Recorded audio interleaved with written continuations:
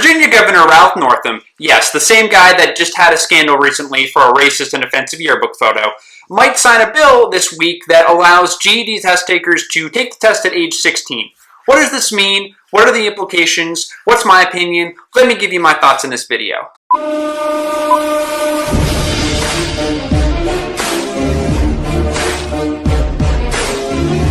Hi everybody, this is Parker from TestPrepChampions.com. Thank you for joining me, and for those who aren't familiar with my work, I do GED test prep and I make videos to help students pass the GED test. But today I'm doing something a little bit different, and I'm going to be talking about a news story that I found that involves Governor Ralph Northam, the controversial governor from Virginia.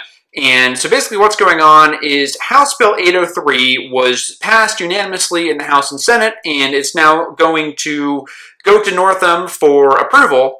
And the bill would reduce the GED age from 18 to 16 in Virginia. The bill was sponsored by Delegate O'Quinn, who represents the 5th District in Virginia. So is this bill a good thing or a bad thing? What could happen? Well, let me start off by giving you my thoughts on the pros. I happen to be very optimistic about this. I think it's a good idea. And let me tell you why. So basically, right now you have a situation in Virginia, as well as other states, where you've got that 16-year-olds, they're not able to take the GED test. So if you have 16-year-olds and 17-year-olds dropping out of high school, they're basically going to be in limbo between 16 and 18 because they can't take the test until they're 18. Only under exceptional circumstances can they do that. I believe it's if you're 16 and you're in an adult correctional facility, or if you've been expelled from school for a specific reason, I believe that then you can take it at 16 or 17 in Virginia, but that's not the average person, right? So most people at 16 and 17 who leave high school for whatever reason can't take the test till 18. So let's say that you're 16 and maybe you have severe mental health issues going on, or you have bullying, or there's other issues going on in your life, and for whatever reason, high school is just not working for you, you drop out, and you decide that you still want to pursue education, either to get a better job, which happens to a lot of people, right? They need the GED in order to get a certain job, or they want to go on to community college or go on to a four-year school and they need the GED as a stepping stone. So you've got 16-year-old kids who decide that they want to go back and do some kind of GED, but they can't do it until they're 18. So what are they going to do for those 2 years? Go work wherever they can.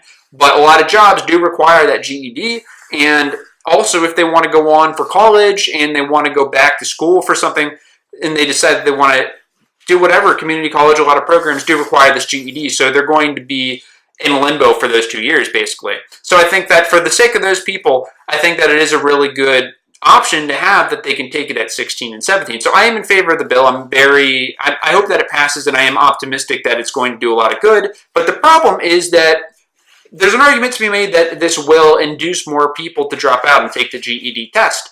And I think that that is a valid argument. So let me examine that line of reasoning here a little bit. So basically, we've seen before in certain states that the GED test introduction has been associated with a lower graduation rate or a higher dropout rate, however you want to look at it. For example, the introduction of the GED test in Oregon produced a 4% decrease in high school graduation rates. Same with in California. California was one of the last states, I think they actually were the last state to sponsor a GED or a high school equivalency testing program, and so after they introduced the GED, their graduation rates fell by 3%, by 3 percentage points compared to the rest of the U.S. And I'll cite where I'm getting this data down below. There was also a big study, it was the Educational Longitudinal Study, or ELS, in which they followed a sample of 10th graders from their 2002 year up until graduation, and in 2004, they basically asked a lot of people that dropped out why they dropped out, and 40% of them, so not quite half, but close to half, 40% said that they dropped out because they thought that the GED would be easier than high school.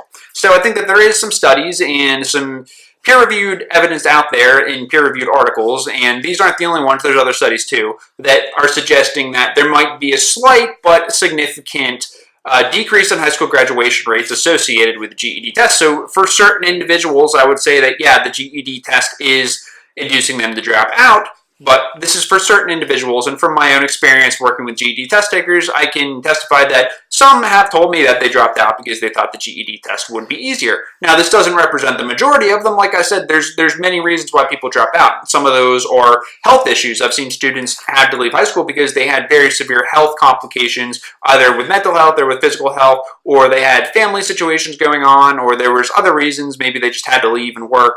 There was other personal reasons. So people leave for all kinds of reasons, but the study is showing here that there is a significant population that are admitting outright that they are leaving because they think the GED is an easier alternative. And so absolute worst case scenario here is that you've got students who think that the GED is going to be easier, so they leave high school, and then they figure out that the GED is not as easy as what they thought it was going to be, or for whatever reason, they just don't get their GED. So you've got people who drop out and don't get a GED, and they just end up with nothing.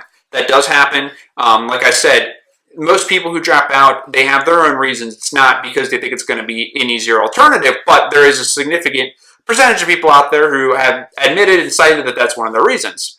And so, could this induce more 16-year-olds to leave high school to do the GED test?